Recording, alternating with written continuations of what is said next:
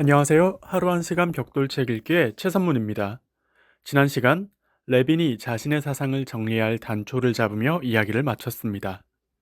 오늘은 레빈의 사상이 구체성을 띠며 현실에서 어떤 모양을 보이는지로 이야기가 시작됩니다. 바로 들어가 보겠습니다. 자신의 철학에 따라 농민들의 상황을 잘 헤아려주며 농사를 짓는 데 성공한 레빈은 이에 관한 책을 집필하는 데 몰두합니다. 자신의 사상이 이 작은 농가에서부터 시작해 조금 더 넓은 구역으로, 나아가 나라로, 나아가 세계로 뻗어나갈 수 있지 않을까 하는 생각까지 하죠. 그러면서도 때때로 키티 생각이 떠오릅니다. 그녀가 자신의 고백을 거절하던 순간과 얼마 전 눈빛을 마주쳤던 그 짧은 순간들이 떠올라 자꾸 머리가 복잡해지죠. 이 모습을 본 유모는 지필도 지필이지만 레비는 반드시 결혼을 해야 하는 사람이라고 콕 집어서 이야기하죠. 전곡을 찔린 레비는 어딘지 불편한 마음인데요.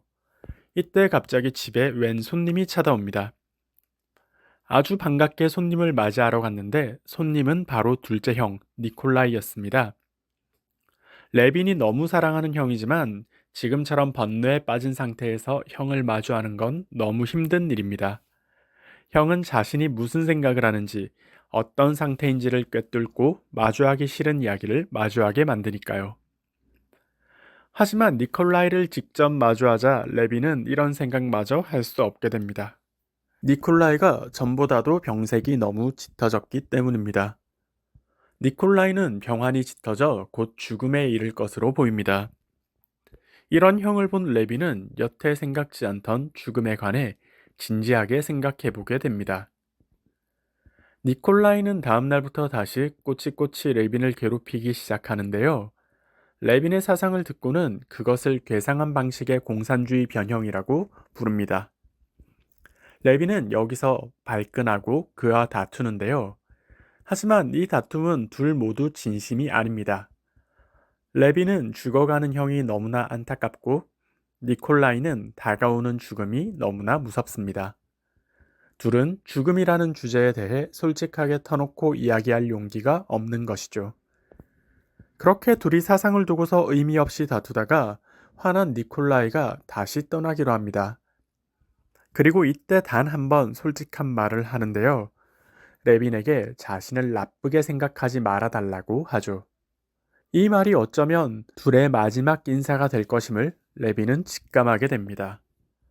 이후로 레빈은 계속해서 죽음을 생각하고 자신이 죽음의 공포를 잠시나마 잊게 해주는 것이 바로 일뿐임을 떠올리며 그것에 매달리게 됩니다. 이렇게 3부가 정리되고 곧 이어 바로 4부로 들어가 보겠습니다.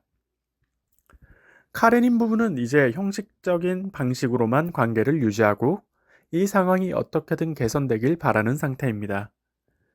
브론스키 역시 마찬가지이죠. 그러나 중에 브론스키는 외국의 한 왕자를 접대하는 임무를 맡게 되는데요. 이 왕자는 자신이 방문한 각국의 온갖 향락을 모조리 누려보려는 이었습니다. 스페인에서는 세레나레를 듣고 터키에서는 하렘을 갔으며 인도에서는 코끼리를 타고 놀았습니다. 물론 어느 각국이든 여색은 충분히 즐겼고요. 브론스키는 이 왕자를 대하는 게 유독 피곤한데요. 왕자가 비록 향락에 젖은 인간이지만 상사를 대할 때는 비굴하지 않고 대등한 이에게는 소탈하며 아랫사람을 대할 때는 멸시 섞인 친절을 베푸는 예의 있는 인간이기 때문입니다.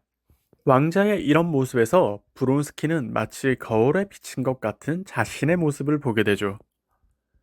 그리고 이런 태도가 자신의 생각과 달리 아주 별로라고 여겨집니다. 그런 왕자가 떠나자 브론스키는 해방감과 시원함을 느낍니다. 안나가 브론스키를 집으로 호출하는데요. 알렉세이가 집을 비우는 시간을 말해주고서 적절한 때에 집에 방문해 주기를 주문하죠. 브론스키는 기쁜 마음으로 그녀를 보러 가는데 때마침 집을 나서는 알렉세이와 마주칩니다. 하지만 알렉세이는 어떠한 말도 없이 집을 떠나죠. 불쾌하고 불편한 마음으로 안나를 만난 브론스키는 왕자 이야기를 꺼내며 자신이 겪은 인상을 이야기하려 하는데요. 안나는 갑작스레 그 말을 끊고 브론스키 역시 그 왕자와 같은 부류의 인간, 다시 말해 향락에 젖은 동물적인 사람이 아니냐고 비난합니다. 과거에 그가 다른 여인과 놀아났던 사실을 두고서 말이죠. 질투하는 안나를 본 브론스키는 그녀를 달래느라 애를 씁니다. 그러며 자신이 예전만큼 그녀를 사랑하지 않게 되었지만 그만큼 그녀를 더욱 떠날 수 없게 되었다는 사실을 자각하죠. 실제로 안나는 그가 처음 만났을 때보다 몸도 마음도 나쁜 쪽으로 많이 망가졌는데요. 하지만 자신 역시 이 상황에서 결코 빠져나갈 수 없음을 다시금 깨닫습니다. 그리고 정신이 위태로워 보이는 안나의 이야기를 계속 들어주는데요.